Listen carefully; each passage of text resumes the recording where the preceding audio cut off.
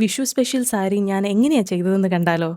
ആദ്യം സാരിയുടെ താഴത്തെ ബോർഡറിൽ തുടക്കം മുതൽ മുന്താണി വരെ കണിക്കൊന്ന പൂക്കൾ വരച്ചു.